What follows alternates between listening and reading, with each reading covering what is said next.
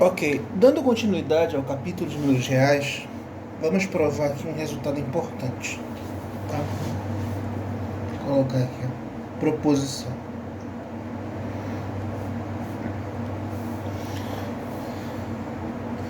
Não existe um elemento racional, um número racional positivo tal que x ao quadrado é igual a 2. Ou seja, não existe um número racional positivo tal que ele elevado ao quadrado vai dar igual a 2. Tá? Então vamos provar isso. Vou colocar assim, seja x ao quadrado igual a 2, ok? Então, suponhamos, por absurdo, que x é racional, ok? Então, vou colocar racional positivo, tá? Para poder complementar a ideia. Tá? Suponhamos por absurdo que ele é um racional positivo, tá? Então, coloquemos assim, tome, já que ele é racional, né? Tome m e n naturais, tais que x é igual a m por n, em que m e n são primos entre si. Ok? Ou seja, é uma fração irredutível, tá? Vou colocar aqui, ou seja, o MDC entre m e n é igual a 1. Então, eu estou amarrando aqui que eles são primos entre si, né? Que na própria definição de números racionais, que não, como nós já vimos, a gente considera só as frações irredutíveis, tá? Então, vamos lá. Assim, lembrando qual é o meu objetivo? Meu objetivo é provar que não existe um número racional em que ele ao quadrado vai dar igual a 2, tá? Então, eu supus por absurdo que existe esse racional positivo.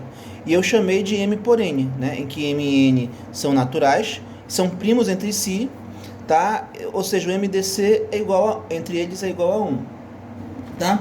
Então, vamos lá. Assim, x ao quadrado é igual a 2, né? Aí eu vou substituir. No lugar do x, eu vou colocar m por n. O quadrado é igual a 2, tá? Então, dando continuidade, vai ficar m ao quadrado sobre n ao quadrado é igual a 2. Daí, vai ficar m é igual a 2 elevado a n ao quadrado.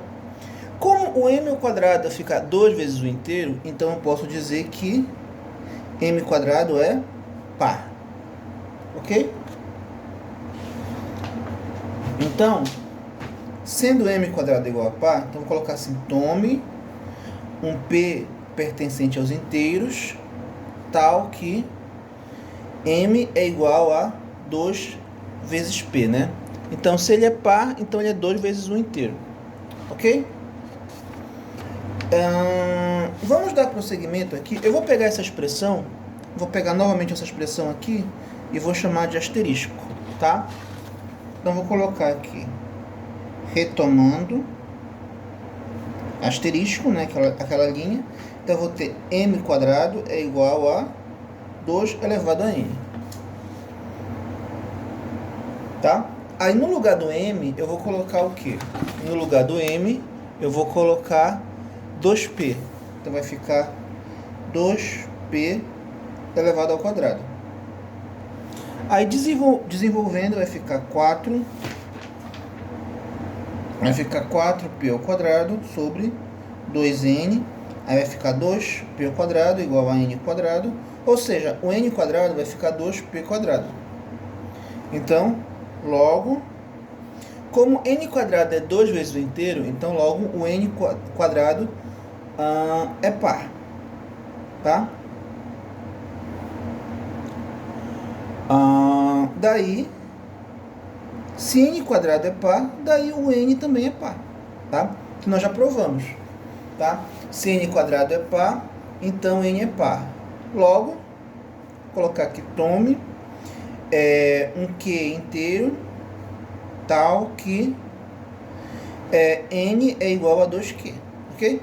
Lembra que a ideia foi a mesma que nós fizemos aqui na página anterior, né? N quadrado é par. Só que eu esqueci de falar, né? Que se o m quadrado é par, então, vou colocar mais uma linha aqui. Então, o m é par também, tá? Eu coloquei direto aqui, mas eu esqueci de colocar aqui no texto. Se o quadrado de um número é par, então o próprio número é par. Nós já provamos isso, que foi a proposição anterior, né? Então, se m é par, então vai existir um p, tal que vai existir um p, tal que m é igual a 2p. Ou seja, m é igual a duas vezes o número inteiro, já que essa é a definição de número par. Ok? Então, aqui é a mesma coisa. Se o quadrado de um número é par, então o próprio número é par, que nós já provamos, né, anteriormente. Então, se ele é par, vai existir um inteiro, tal que ele vai ficar duas vezes o inteiro, tá?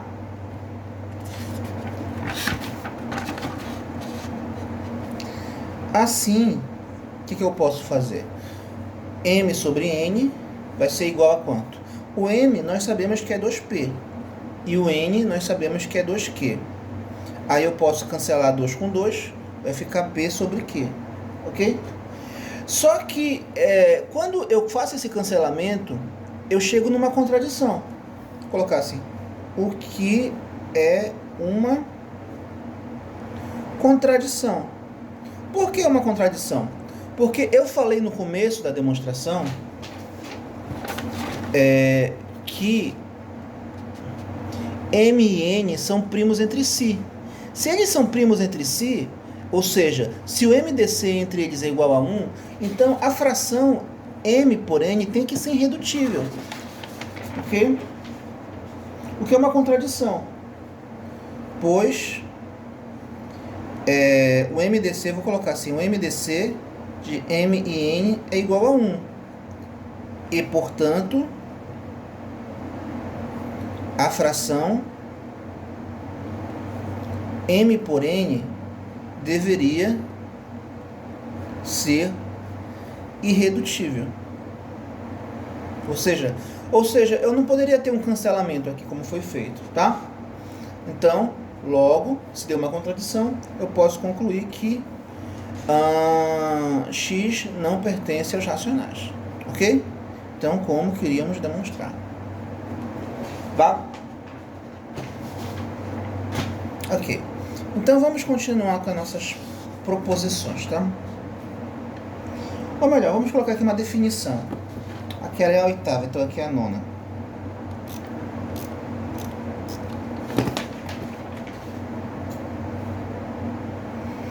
Vou colocar aqui uma definição.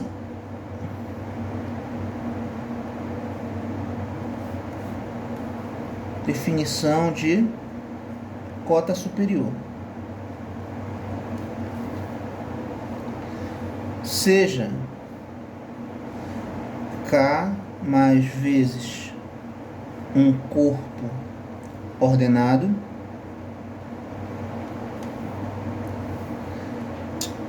diz-se que um P pertencente ao corpo é cota superior de, vou colocar assim, de um conjunto, de um subconjunto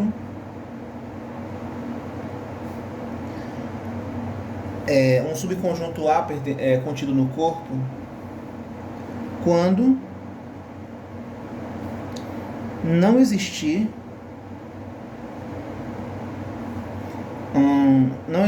elemento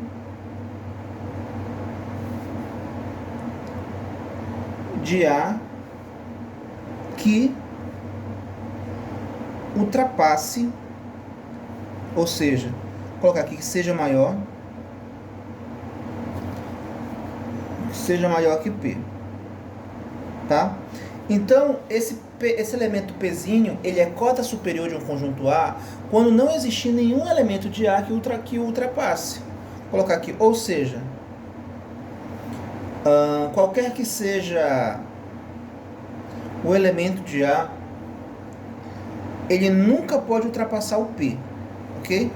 Então, se isso acontecer, né, se não existir nenhum elemento de A que ultrapasse o P, a gente diz que esse P é cota superior de A. Vou colocar aqui um exemplo, para a gente visualizar essa definição direitinho. Se eu pegar aqui como exemplo, esse conjunto aqui, um conjunto bem simples, tá? 1, 2, 3. Nesse conjunto, 1, 2, 3, o que nós temos? Por exemplo, aqui o 5. O 5 é cota superior de A.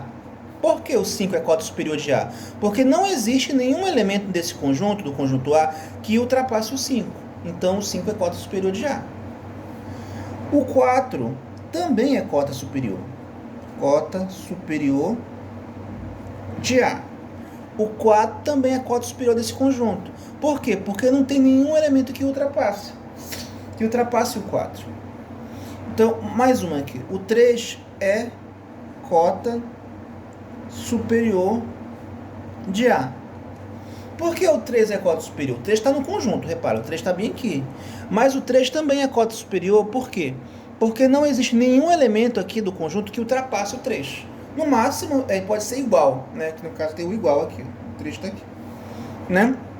Agora, se eu pegar o 2, já o 2 não é cota superior de A. Por que o 2 não é cota superior? Porque ele não é.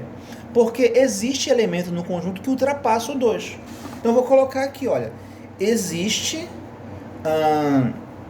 um elemento no conjunto A tal que esse elemento ultrapassa o 2. Né? Repara que isso aqui é a negação lógica daqui, né? Lembra que quando eu não sei se vocês lembram do curso de lógica, eu troco o todo, quando eu nego uma proposição, eu troco o todo pelo existe. Por exemplo, quando eu tenho uma afirmação de que todos os alunos foram à escola, qual é a negação dessa frase? Como é que eu nego essa frase? Negar que todos os alunos foram à escola é dizer que existe pelo menos um que não foi, ou seja, eu nego o todo pelo existe, ok? Então, aqui é a negação lógica de que o 2 é cota superior, ou seja, o 2 não é cota superior. Então, o 2 não é cota superior. Repara que quando eu nego aqui o menor igual, dizer que ele não é dizer que ele não é nem menor nem igual, ou seja, ele é maior. Ok? Olha, eu troco, quando eu nego isso aqui, eu troco por essa desigualdade aqui. Ok? Tá.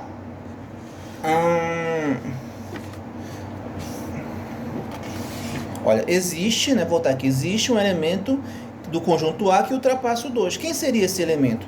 Esse elemento é justamente o 3. Porque o 3 é o elemento que ultrapassa o 2. Existe um elemento que ultrapassa o 2. Ok? Tá, vamos lá. Dando prosseguimento, eu falei em cota superior. Assim como existe a cota superior, vai existir também a definição de cota inferior.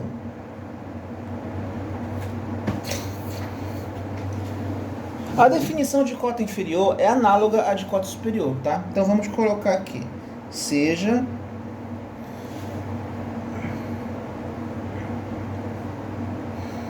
um corpo ordenado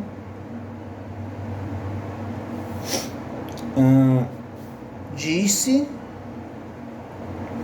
que um P pertencente ao corpo é cota inferior de um subconjunto A contido no corpo quando não existir elemento de A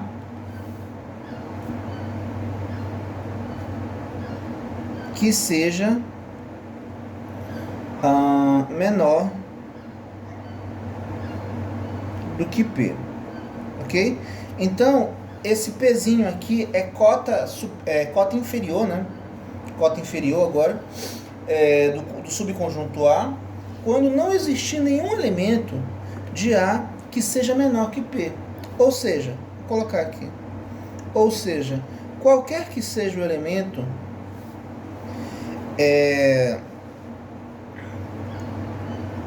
nenhum elemento desse conjunto pode ser menor do que P, ok? Então o P ele vai ter que ser menor que qualquer um deles, tá? Então o P aqui ele vai ser cota inferior de A, ok? Então a ideia é análoga, né? Agora eu vou colocar uma definição aqui importante.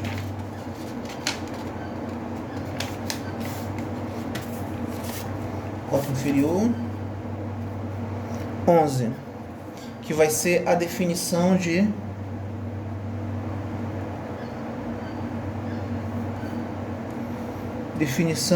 conjunto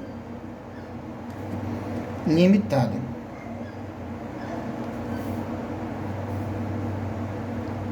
Seja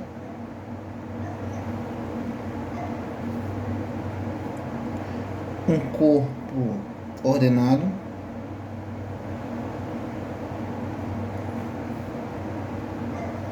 diz-se que, então, seja K um corpo ordenado, tá? Diz-se que, vou colocar assim,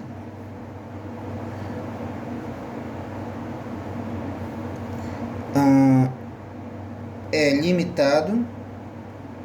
Eu já estou supondo que ele não é vazio, tá? O conjunto A.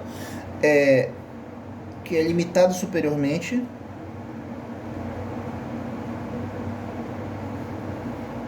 quando possuir cotas superiores. Item 2. O subconjunto A é limitado inferiormente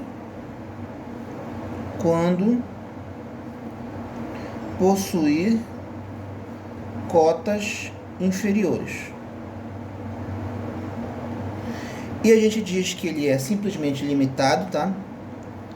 É limitado, tá? É limitado, ponto, tá? É limitado quando for limitado inferior e superiormente.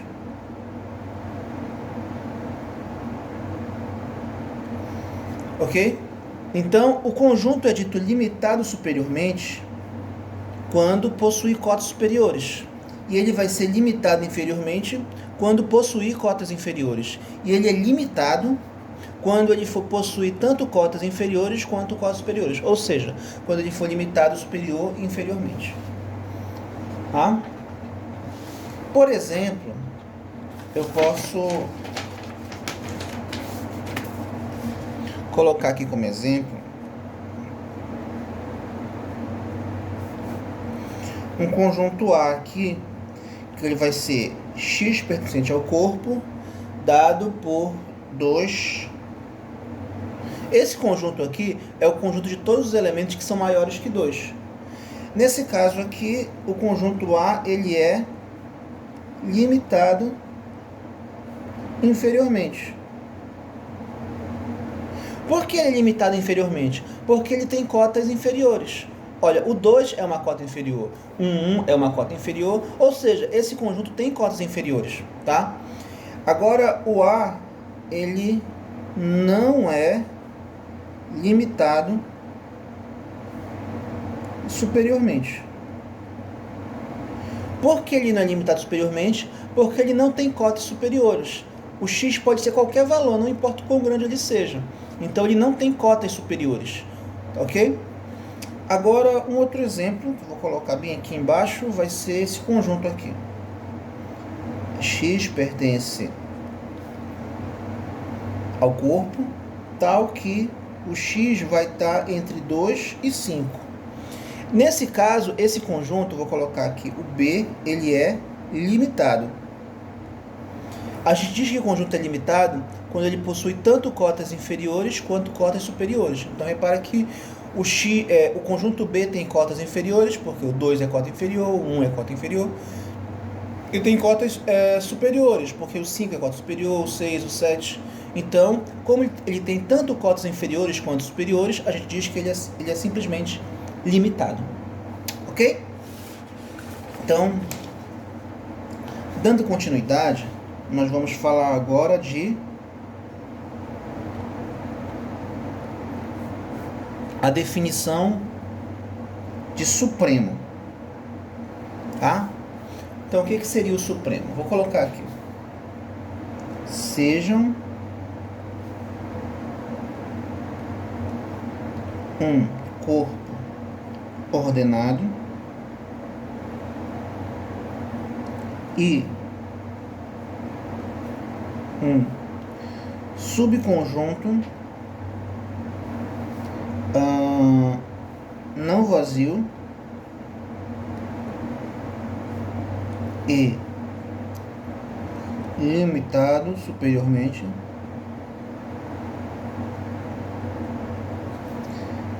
diz-se que vou chamar de alfa, tá? Alfa pertencente a K é supremo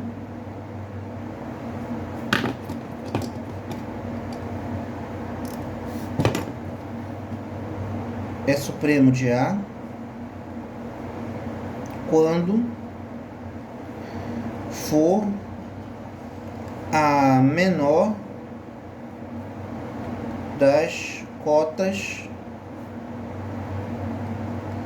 superiores. Tá, a menor das cotas superiores. Então, eu tenho um conjunto A, que está aqui o conjunto A. Esse conjunto A, ele é limitado superiormente. Ou seja, ele tem cotas superiores. Quem é o supremo? O supremo é a menor dessas cotas superiores, tá? Vou colocar aqui, né? Ou seja, colocando em simbologia matemática, a gente pode escrever assim. Se o P, ele é... Cadê? P não. Eu chamei de alfa. Se o alfa é supremo, ele é a menor das cotas superiores. Tá aqui, olha. Quando for a menor das cotas superiores. Então, para ele ser a menor das cotas superiores, para ele ser o supremo, né? Primeiro ele tem que ser cota superior, já que tem que ser a menor. Então, se ele é cota superior, qualquer que seja o A, né? O alfa tem que ser superior. Então tem que ser maior ou igual a esse A, qualquer que seja esse A. Tá? E segundo, ele tem que ser a menor dessas cotas. Então eu vou colocar assim, qualquer que seja P, em que esse P é cota superior de A, então o P tem que ser maior do que alfa, ou seja, o alfa tem que ser a menor das cotas superiores. Então, qualquer que seja a cota superior, o alfa tem que ser menor ou no máximo igual, né? Então, nesse caso, se isso acontecer, a gente diz que o alfa é o supremo, é o supremo de A, ok? Vou colocar um exemplo aqui para a gente visualizar bem essa definição, tá? Então, vou colocar um exemplo. Vou colocar esse conjunto A aqui, né? 1, 2, 3. Nesse conjunto aqui, eu tenho que o 3 é supremo. É o supremo de A. Por que o 3 é o supremo de A? Porque o 3 ele é cota superior, só que ele é a menor das cotas superiores. Repara que nós já falamos, né, que 4 é cota superior, 5 é cota superior desse conjunto. Mas só que a menor das cotas é o 3. Então, por ser o 3 vai ser a menor das cotas superiores, 3 é o supremo. Um outro exemplo que eu posso colocar, que eu vou chamar de exemplo aqui de conjunto B, é o conjunto dos elementos do corpo, tal que o x é menor do que 5. tá? Então repara que aqui é o conjunto de todos os elementos do corpo que são menores que 5. Nessas condições, o 5 é o supremo de A. Por que o 5 é o supremo de A? Porque o 5 de A não, perdão, de B. Porque o 5 é o supremo de B. Vou colocar aqui.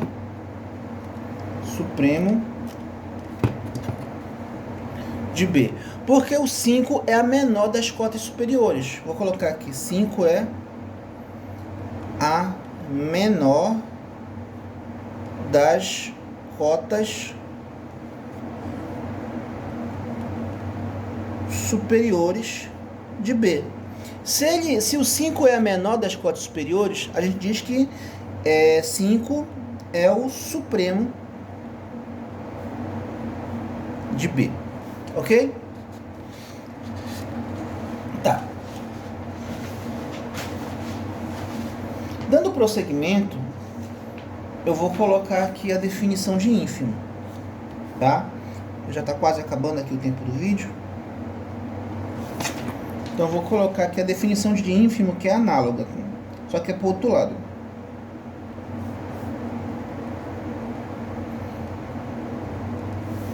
Vou colocar aqui sejam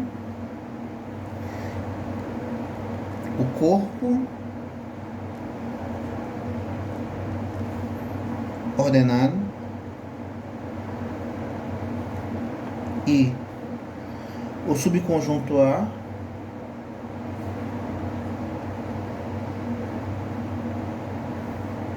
não vazio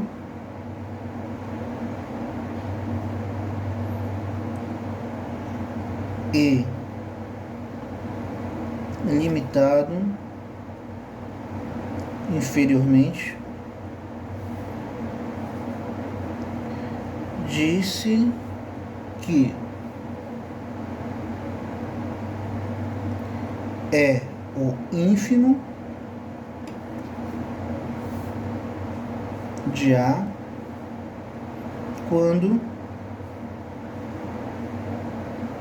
for a maior das cotas inferiores.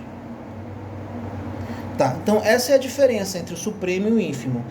O supremo, como eu já falei, o supremo é a menor das cotas superiores. E o ínfimo já é o contrário, o ínfimo é a maior das cotas inferiores. Vou colocar aqui, ou seja, primeiro o ínfimo ele tem que ser, né, isso aqui, que é o ínfimo, ele tem que ser, primeiro tem que ser cota inferior, né? Qualquer que seja o elemento do conjunto, o alfa tem que ser menor que ele é